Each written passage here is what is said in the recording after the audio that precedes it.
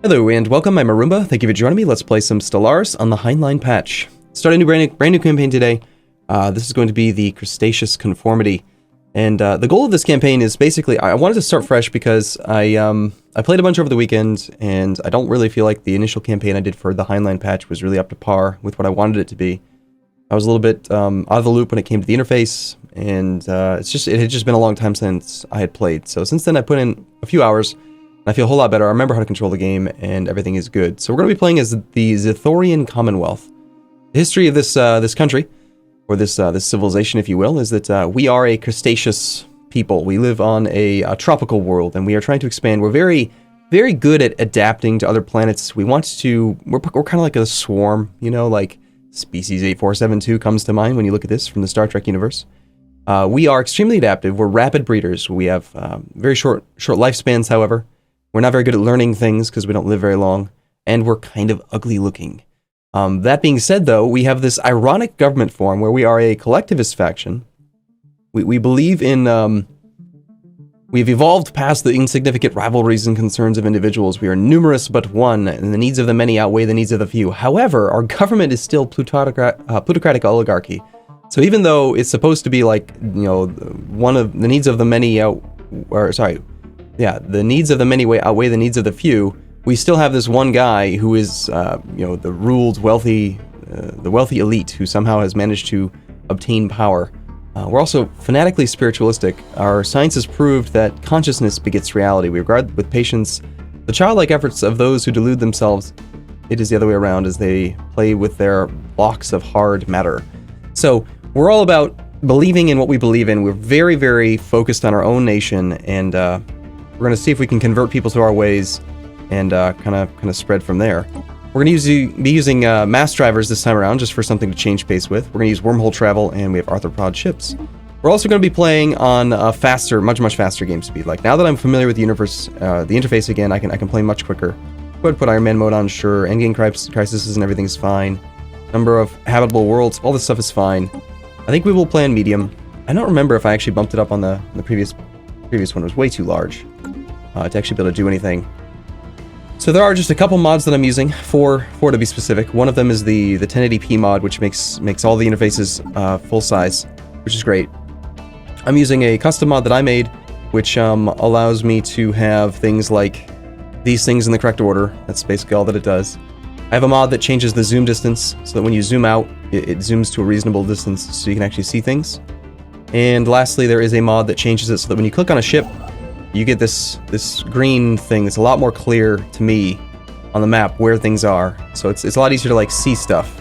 It scales, it's good. So anyway, let's take a look at our planet. Our planet is Zelvikana.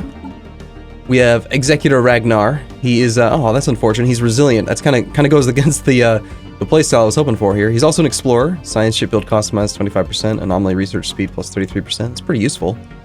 We'll see who we end up with for our well, actually, we don't get an heir, do we? We have to elect every now and then. Well, hopefully he'll die fairly soon. He's 38, but with the leader lifespan resilient, he's actually going to be around for quite a while. It's usually better if you start with somebody a little bit different than that, I think. Okay, so, yeah, we're working our tiles. We've got multiple food locations here. Pretty good for growth. Our growth speed should be pretty quick with 5 excess food. Actually, a little bit more than that. We only consume 6.6. Somewhere in our government type, we are actually reducing our food consumption. Right there, minus 5%, so that's nice. And our growth time is down, so we're going to be growing rather quickly. Let's see who is available for hire. We have a blocker clear guy, we have an architectural guy, we have a slave guy. We may look at Governor Japravis. I wonder what that little icon right there means. For scientists, we've got a careful guy, we have a carefree guy.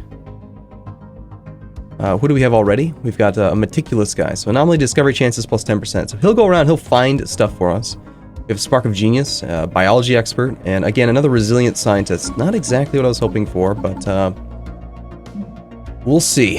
Holoxy feature assists research. Not so much. I'm leaning towards, yeah, deflectors would be nice to start with. We have the ability to go straight for a rare research, symbol of unity, ethics divergence. We don't really have any ethics divergence yet. Let's go straight for the colony ship. And powered exoskeletons seems like a pretty good starting location.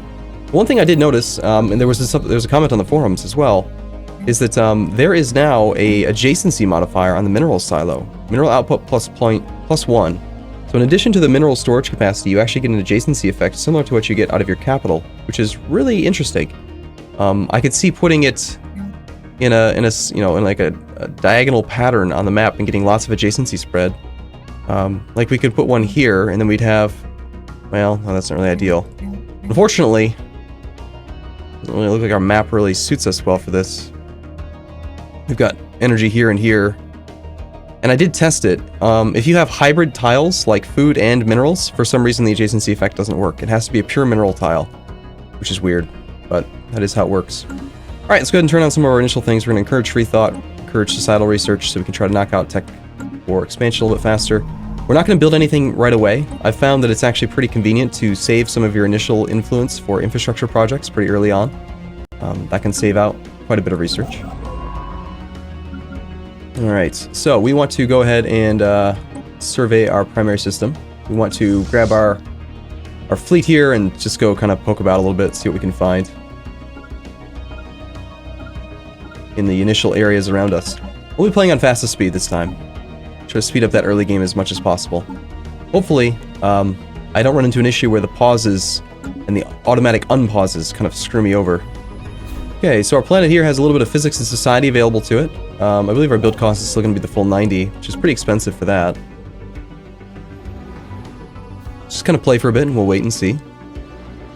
Okay, 3 engineering available. 2 energy in the center of the system. Get a bearings on like some of these areas around us before we worry about it. So a lot of systems are going to show as green for us because of our extreme habitability score, right? If you look at the finding locations thing, like we automatically, anything within our type, we are able to colonize tropical at 80%. Our homeworld you always get 100% habitability on. But because of our habitability bonus, we actually have 100% with tropical, we have 80% with continental, 80% with ocean, and then 40 with desert, arid, tundra, Arctic, alpine, and savanna. So we can colonize literally anything. Any planet can be colonized for us right now. Some of them will, of course, be better than others. We want to go for the largest ones. I've taken a few issues recently with the way that research costs scale, but then I kind of did some math on it and just in my head, knowing that research costs scaling, it's still an additive increase on the base price. And so in general, I think you're still probably going to end up making more overall research if you do colonize as many planets as possible. So we'll see. That's going to be the playthrough strategy for this one. Do we want to start off with this thing right away? That's not what I meant to select.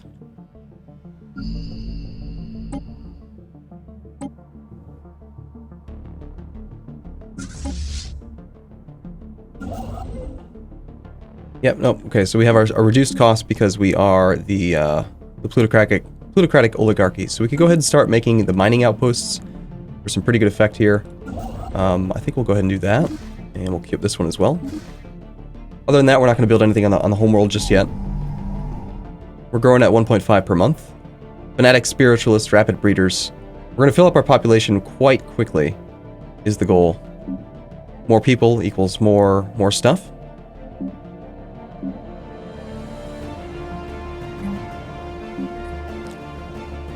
We could take advantage of the fact that we have a governor or a guy that wants us to build science ships at reduced cost, and we could try to knock out an extra science ship pretty early on in the game here, which would be nice. Okay.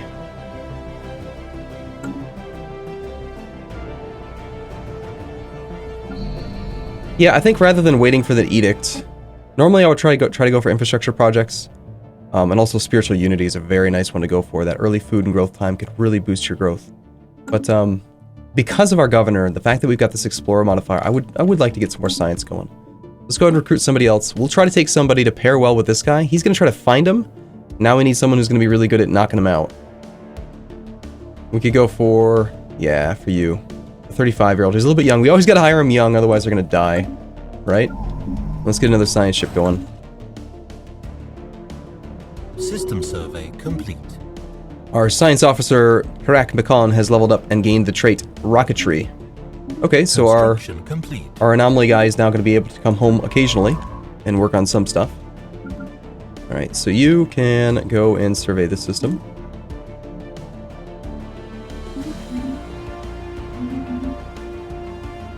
There's some more minerals available here. Let's grab you.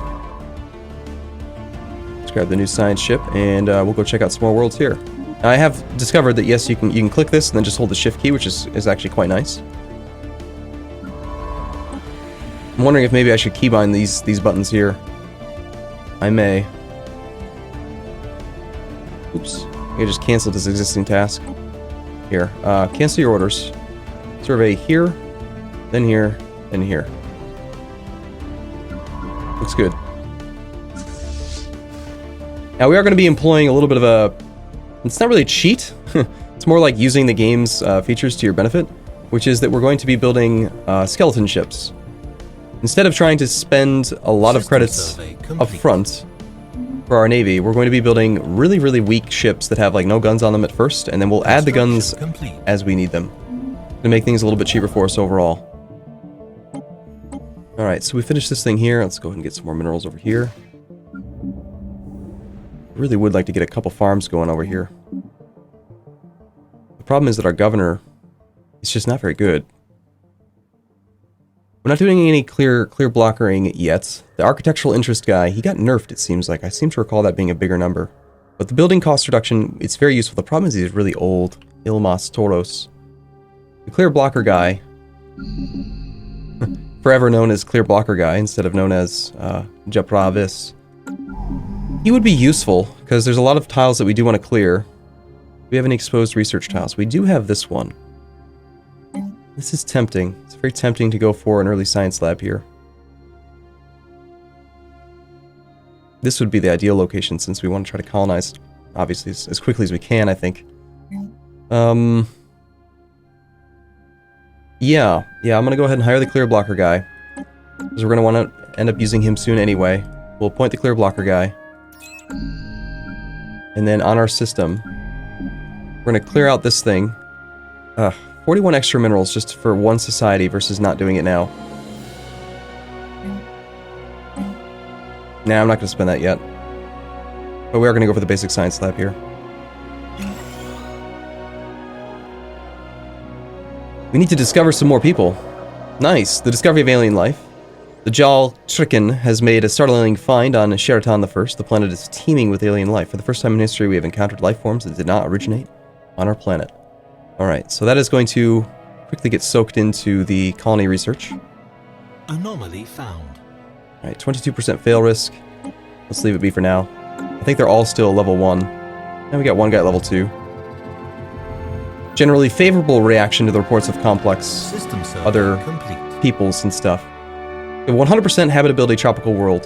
And if I remember correctly, and if I've kind of figured this game out again correctly, the only effect to habitability is it just sets your maximum happiness.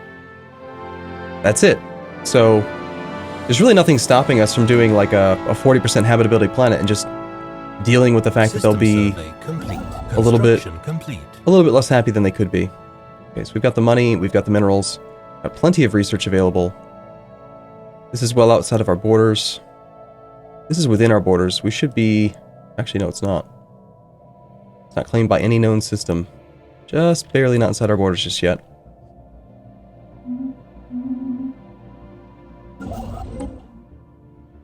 I think we may want to actually survey a little bit further away, or at least try to poke out and see if we can find some other people. The sooner we meet them, the sooner we can rival them. Try to get our influence up so we can do some edicts and stuff. We'll go to the farthest point that we could reach in each location. And I gotta say, that 3 engineering one is just calling to me right now. The drawback is that we don't have any discounts to building these things, and so I'd like to try to min-max my my very small amount of minerals. News of the alien ships humming through the ether have reached Zelvikana. Okay, so we have discovered some enemy ships here. They're coming after us. We're gone though. Okay, there's our research location. Go ahead and grab The one food tile guy. Okay. Nothing at all in Sapad. That's a very large tropical world. I would love to survey that one. That's 6 more orders in that system. You have quite a bit to survey. How much have you surveyed here? We'll just wait till you're done. Tell you what, just finish this surveying this system, and then I want you to go survey this one instead.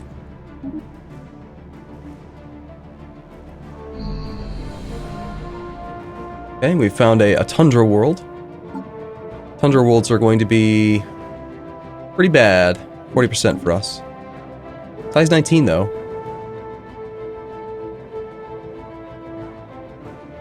The idea being this one's going to very quickly end up inside our system. Ooh, definitely gonna skip that one for now. Okay, so, let's see.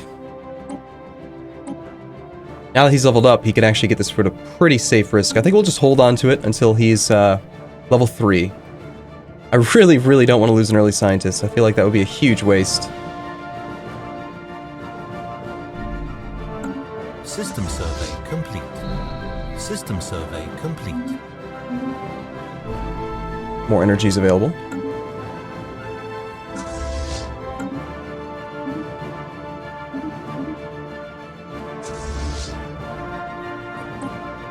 So yeah, Tropical 23. Very nice.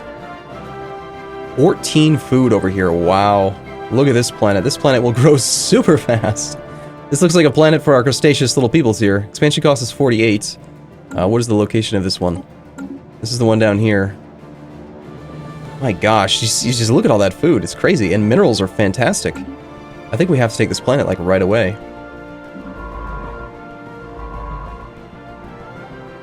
Alright, so we're working on that one. Let's see if we can survey another large system. The desert world.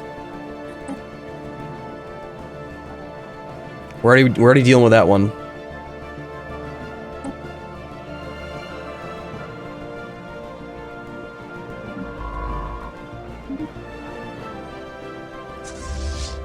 Alright, and I want to touch base in every system.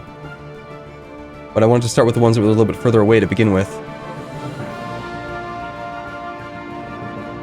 I love wormhole travel. I still feel like it's probably the best out of all of them.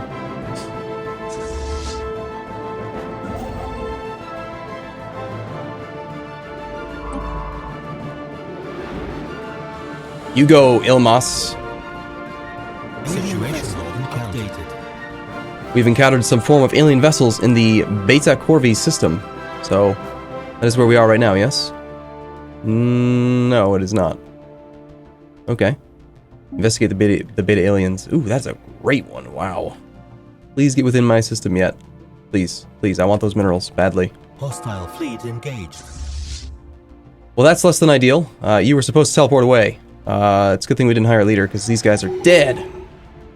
Well, we found the main the main bad guys in our wormhole range right now. All right, fair enough.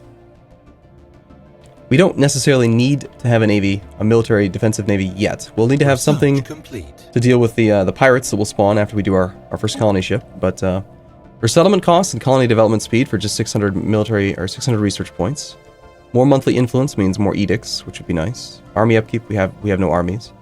Military academy could be interesting. I'm liking the idea of planetary unification. Let's go ahead and turn off our focus on societal research grants, since it's not nearly as important anymore. We've grown quite well. We've got this other popping out. I'll put him in the top right corner so that I know that that's where the new guy's going to come out. I want to probably move him at some point. Still sort of saving up my influence if I can.